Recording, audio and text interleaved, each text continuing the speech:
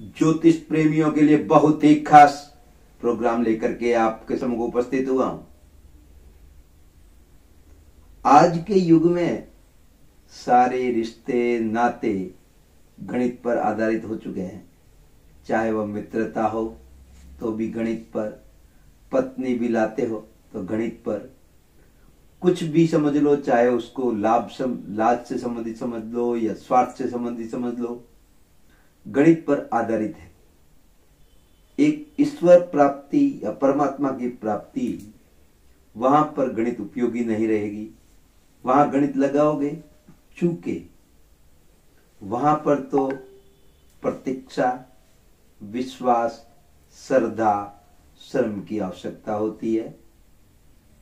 जो मैं गणित लेकर के आपके सम्मुख उपस्थित हुआ हूं, उससे आपकी दिशा और दशा दोनों बदल जाएगी। आप पूरा कार्यक्रम देखिएगा, आपके जीवन भर उपयोग आने वाली है। ये ज्योतिष पर आधारित है। नजर बदलो नजारे बदलते हैं, सोच बदलो सितारे बदलते हैं, दिशा बदलो दशा बदलती है। मैंने हमेशा से देखा है, ज्योतिष जी आपको वही रत्न पहनाते हैं।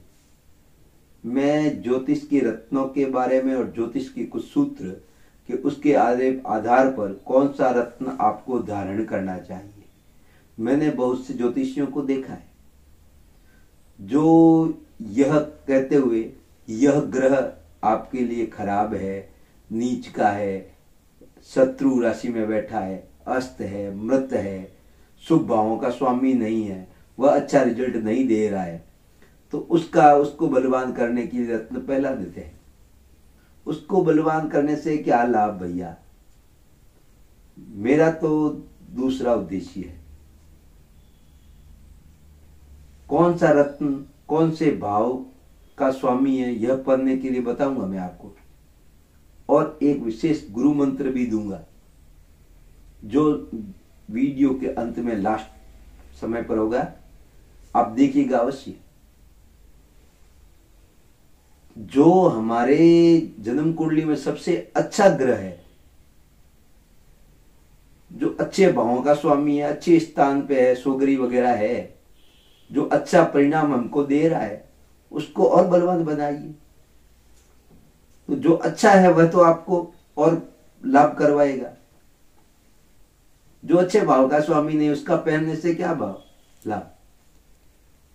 और भाग्य को बदलने के लिए, भाग्य का सहयोग प्राप्त करने के लिए से कौन सा रत्न धारण करना चाहिए, संतान प्राप्ति या शिक्षा प्राप्ति के लिए कौन सा रत्न पहनना चाहिए, आपके विचार, आपका व्यक्तित्व, आपकी सोच, आपका स्वास्थ्य, इसके लिए कौन सा रत्न पहनना चाहिए, आपकी पत्रिका में यह तीनों कौन कौन से श्रेष्ठ हैं, इसके बारे में बताऊंगा मैं आपको। मेरे साथ बने रहना। आपकी रुचि है ज्योतिष में तो यह आपके लिए बहुत ही अच्छा प्रोग्राम रहने वाला है। अच्छा लगे तो शेयर भी करिएगा, मेरे लिए नहीं, आप स्वयं के लिए। जो आप देते हैं दूसरों को, वही तो लौटकर आपके पास आता है। तो मित्रों को, अपने रिश्तेदारों की ये अच्छी बात बताओगे तो वह आपको आशीर्वाद या आशीष देगा, तो आपके कार्य फलीभूत होंगे। अच्छा लग जाए तो पूरा देखना, वरना स्किप करके अंत में जो मैंने गुरु मंत्र दिया है वह तो अवश्य देखना, जीवन भर आपके लिए उपयोगी रहने वाला है। मैं ज्योतिष की ऐसी बातें बताऊंगा जो आपके मन को भा जाए। कुछ तो सामान्य सी बातें हैं और कुछ बहुत ही विशेष है। जो ज्योतिष प्रेमी है उनके लिए तो बहुत ही अच्छी बात है। हो सकता है दूसरे जिनको ज्योतिष की जानकारी नहीं है उनको थोड़ा सी मेरी बात समझ में। सूर्य, चंद्र आदि सब ग्रह जहां जिस भाव में बैठते हैं, वहां से अपनी 7वीं राशि को पूर्ण दृष्टि से देखते हैं। यह सभी ग्रह की स्थिति है, लेकिन इनमें भी कुछ ग्रहों को कुछ अधिक दृष्टियां उपलब्ध है। सप्तम के अतिरिक्त जैसे न्यायाधीश शनिदेव हैं, उनको तृतीय और दशम की एक्स्ट्रा स्थिति दृष्टियां उपलब्ध है। देवगुरु बृहस्पति को सप्तम के अतिरिक्त नवम और पंचम पूर्ण दृष्टियां उपलब्ध है। सेनापति मंगल देव जी को सप्तम के अतिरिक्त चतुर्थ और अष्टम को पूर्ण दृष्टि से देखते हैं। और कुछ दृष्टियां आदि, पाव, पौन इस तरीके से है, उनका वैसे विशेष महत्व नहीं है। और कुछ बातें आपको समझ लेनी चाहिए। सूत्र भी है, ग्रह खला खला नात्र सौम्य सौम्य कदाचन तत्त स्थानुसारेण भवन्ति खला शुभा शुभा खलस्तथा बोध्या तन्निमत्यो शृणुः केन्द्राधिपतयः पापा भवन्ति यत शुभा यत शुभा पापस्तथा बोध्या लाचोत्तरोत्तरा। इस प्रकार से इन सूत्रों को समझ लेना चाहिए। पाराशर के अनुसार कौन कौन से ग्रहों के स्वामी शुभ है, कौन कौन से पापी, एक बार शुभ और पाप का आपको जानकारी हो जाए तो इसका फलादेश करना आसान हो जाता है। शुभ और पाप का भी उतना महत्व नहीं है जितना भावाधिप होने के कारण शुभत्व पापत्व का। ज्योतिषकर्ता कहते हैं जो खल यानी कि दुष्ट या पापी ग्रह हैं, वे यहां अर्थात इस विचार से आवश्यक रूप से खल ही हो ऐसा नहीं है। शनि, मंगल, सूर्य, पाप युक्त बुध, क्षीण चंद्रमा नैसर्गिक रूप से पापी अथवा खल ही माने गए हैं ऐसा नहीं है। बहुत से लोग सूर्य को क्रूर कहते हैं, पापी नहीं। एक सामान्य समझने की वाली बात है। ग्रह पापी की संज्ञा में आते हैं। साधारण रूप से राहु केतु को भी तो पापी माना जाता है, लेकिन यहां पर इन दोनों को मैंने नहीं लिया क्योंकि भावाधिप वश शुभत्व पापत्व की विवेचना हो नहीं सकती। राहु केतु किसी के स्वामी नहीं। राहु केतु किसी राशि का एकाधिक आधिपत्य नहीं करते विशेष तौर से। राहु केतु भावेश या भावाधिप होने के कारण यहां उसकी चर्चा नहीं हो सकती। नैसर्गिक पाप वर्ग में राहु केतु को न लेकर के शनि मंगल आदि को गिनाया जाए। यदि नैसर्गिक पापी शुभ भवन घर के स्वामी हो तो वहां शुभ ही गिना जाएगा, उसकी दशा का फल शुभ ही कहा जाएगा। यह आवश्यक नहीं। शुभ ग्रह शुभ ही हो। शुभ ग्रह शुक्ल पक्ष की पंचमी से कृष्ण पक्ष की पंचमी तक का चंद्र होता है। कुछ लोग अष्टमी से अष्टमी गिन लेते हैं, लेकिन जो पूर्ण अपनी ताकत में होते हैं, अवस्था में होते हैं,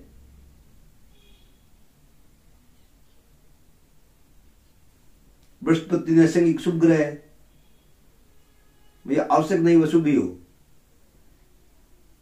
कि किसी कुंडली में नैसर्गिक शुभ ग्रह शुभ स्थानों का स्वामी होगा तभी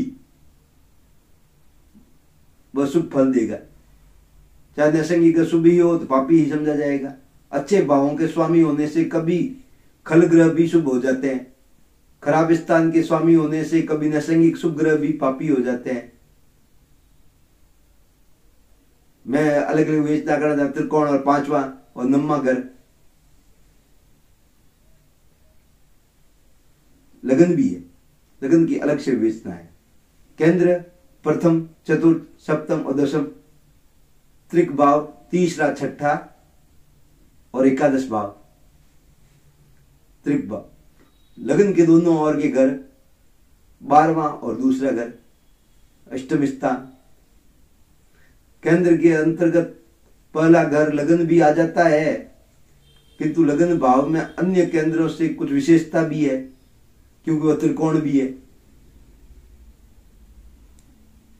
तो इसको त्रिकोण में भी सम्मिलित किया गया है और इसमें भी।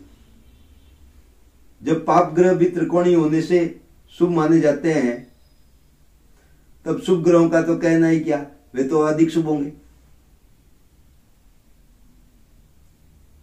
सातों ग्रह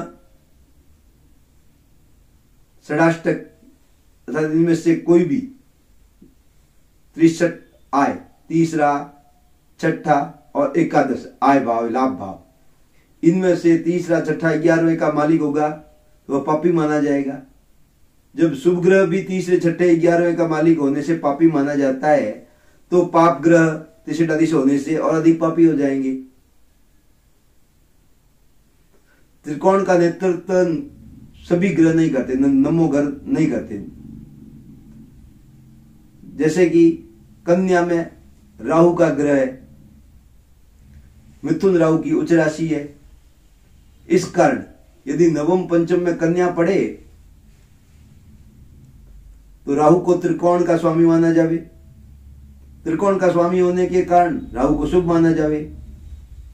ऐसी स्थिति में एक राशि के, कन्या राशि के 2 स्वामी बुध भी हो जाएगा और राहु भी हो जाएगा, तो ये तो ज्योतिष स्वीकार नहीं करेगा। इसका अर्थ त्रिशताधीश तीसरे, छठे और 11वें घरों का संबंध, इन स्थानों के मालिक पापी होता है। अष्टमेश भी पापी होता है। तृतीय, षष्टम, एकादश की वे नाम करते हैं।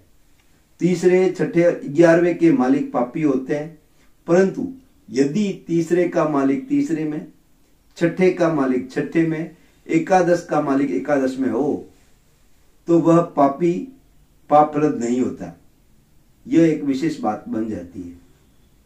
इसका आधार यही है, जब भी अपनी उच्च राशि में ग्रह दीप्त अपनी राशि में स्वस्थ कहलाता है, स्वस्थ ग्रह की दशा शुभ वर्णन हमको प्राप्त होता है, उसका फल, अच्छा फल मिलता है। अपने घर में ग्रह बली हो तो पाप यानी कि बुरा प्रभाव फल कैसे करेगा। यदि ग्रह अपनी राशि में हो तो उसकी दशा में किसी बड़े व्यक्ति की कृपा प्राप्त हो जाती है, सहायता से मनुष्य बहुत धनोपार्जन कर लेता है, उसके घर में लक्ष्मी दृढ़ता के साथ निवास करती है, जातक स्वयं प्रभुत्व को प्राप्त करता है। स्वराशि में स्थित ग्रह की दशा स्वयं बड़ा आदमी बन जाता है। जो वस्तु उसने अपने जीवन काल में खो दी है या छिन गई है या खराब हो गई है, तो वापस पुनः प्राप्त होने की संभावना रहती है इस दशा में। उच्च राशि में स्थित हो तो शुभ फल प्राप्त करता है, अशुभ फल नहीं। यदि सुग्रह अच्छे स्थान में हो तो 3/4 शुभ फल प्राप्त होता है, और अशुभ स्थान में हो तो 1/4 अशुभ फल मिलता है, बाकी का शुभ मिल जाता है। यदि तीसरे घर का स्वामी बलवान हो तो प्रसन्नता और अच्छी बातें सुनने को मिलती है। भाइयों में, मित्रों में प्रेम प्राप्त होता है। आप अपने कार्य क्षेत्र में वृद्धि कर लेते हैं। ऐसे व्यक्ति सद्गुण की प्राप्ति होने की, बड़े बड़े लोगों के सानिध्य प्राप्त होता है और बड़े लोग आपका सानिध्य प्राप्त करने के लिए तैयार रहते हैं। आपके अधीन कुछ लोग कार्य करने को तैयार हो जाते हैं, यानी कि सेनापति जैसे उच्च पद की आपको प्राप्ति हो जाती है। षष्ठेश यदि बलवान होकर षष्ठेश में हो, छठे भाव का स्वामी छठे घर में बैठा हो, तो जातक में साहस, शत्रुओं पर विजय प्राप्त होती है, अति लक्ष्मीवान बन जाता है, उसका स्वास्थ्य सुंदर रहता है, स्वास्थ्य अच्छा रहता है, उसकी मनोदशा अच्छी हो जाती है, उसको कोई दबा सकने वाली स्थिति नहीं रहती। साथ में वह कुछ मेडिकल क्षेत्र है उसमें कुछ अच्छाइयां प्राप्त कर लेता है। यदि 11वें घर का मालिक 11वें घर में सुग्री शुभ दृष्ट हो तो जातक में ऐश्वर्य प्राप्त होता है, बिना प्रतिबंध, रोक टोक, इष्ट बंधुओं का साथ मिलता है, नौकर दास वगैरह उनको प्राप्त हो जाते हैं, संसार के सारे सुख ऐसो आराम उसको मिल जाते हैं, भाग्य का उदय होता है। एकादश का मालिक की दशा में जो लाभ ग्रह है, आय ग्रह है, उसका स्वामी की दशा आ जाए और स्वामी उसी घर में हो। वैसे तो यहाँ पर कहा गया है कि पाप ग्रह भी यहाँ पर बैठे तो अच्छा परिणाम ही देते हैं। तृतीय में, षष्टेश में, एकादश में हो तो इन ग्रहों की पाप संज्ञा नहीं होती। अब केंद्राधिपतियों को ले लीजिए।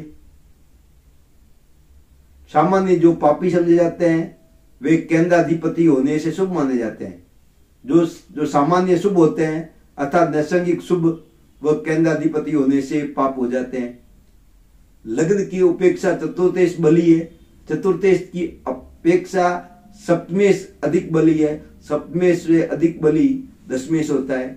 इसी प्रकार त्रिकोणों में ले लो, पंचमेश से अधिक नवमेश, नवमेश से अधिक बली होता है।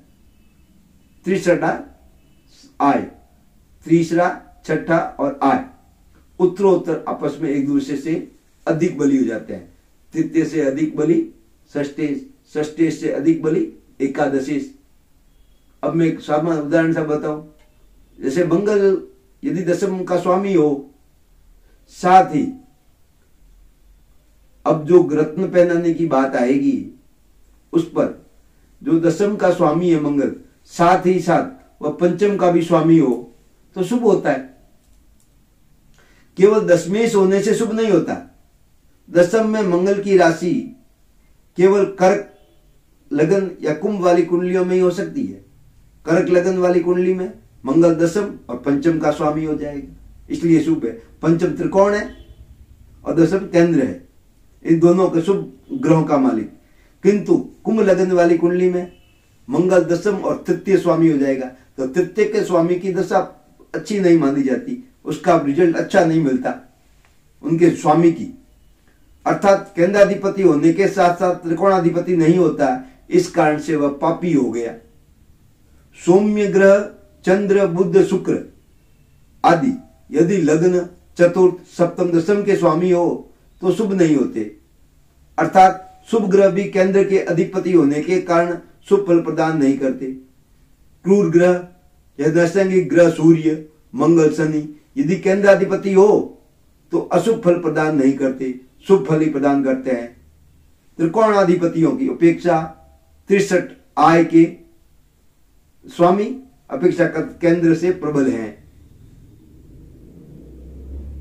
मतलब कहने का मेरा भाव यही है कि तीसरे का मालिक तीसरे में, षष्ठे का मालिक छठे में, एकादश का मालिक एकादश में हो, पापी नहीं होते हुए भी सामान्य सा यह बात लागू होती है, उनका रिजल्ट अच्छा मिलता है। अब मैं आपको कौन कौन से रत्न पहनने चाहिए, आपके लगन के लिए कौन सा अच्छा है, जो आपके विचार सोच व्यक्तित्व के लिए, आप शिक्षा ज्ञान के लिए कौन सा अच्छा है, और भाग्य के लिए कौन कौन सा अच्छा है, और इसके बारे में मैंने लॉकेट भी बना करके तैयार किया है। मिथुन राशि या मिथुन लगन वालों के लिए कौन कौन से रत्न भाग्य के लिए, संतान के लिए और आपके विचार और व्यक्तित्व के लिए, स्वास्थ्य के लिए कौन से लाभदायक रहेंगे, उसकी पूरी संपूर्ण बात आपको बताऊंगा। मिथुन लगन वालों के लिए बुध लग्नेश होने से शुभ है और दूसरी राशि उसको बलवान कर, दूसरी राशि उसकी सुख भाव पर है। सुख भाव उसको बलवान होने पर बुद्धि, आपके विचार व्यक्तित्व सुख की प्राप्ति होगी। और निर्बल होने के साथ साथ चतुर्थ भाव का स्वामी शुभ नहीं माना जाता, इसलिए निर्बल होने पर कुछ हानि होने की संभावनाएं रहती है। आपका निखार समाज में नहीं निकल पाता, उसको निखार को प्रभावी बनाने के लिए भगवान श्री गणेश जी की उपासना करनी चाहिए और पन्ना धारण करना चाहिए। बहुत ही शुभ परिणाम प्राप्त होंगे। अब मिथुन लग्न में शुक्र द्वादशेश और पंचम भाव के स्वामी होने से, यानी 12वें भाव के स्वामी का फल न देकर वह अपनी दूसरी राशि पंचम त्रिकोण में है उनका फल देगी, जिससे आपके विद्या, बुद्धि, संतान, भाग्य में शुभ रहने के लिए आप हीरा या ओपल रत्न धारण कर सकते हैं। अब तीसरा रत्न मेरी सलाह है आपके लिए, न्यायाधीश शनिदेव आपके अष्टम और नवम के स्वामी। नवम के स्वामी शुभ और अष्टम के स्वामी अशुभ माने जाते हैं। यह सामान्य से परिणाम देने वाले हैं। शनि की स्थिति अच्छी होने पर नीलम धारण किया जा सकता है या शमी वृक्ष आप अपने घर पर लगा सकते हैं और उसकी उपासना कर सकते हैं, उससे आपको शुभ परिणाम प्राप्त होंगे। अगर आप फैक्ट्री, तेल व्यवसाय से जुड़े हुए हैं तो नीलम आपके लिए, मशीनरी क्षेत्र के लिए बहुत ही शुभ परिणाम देने वाला है।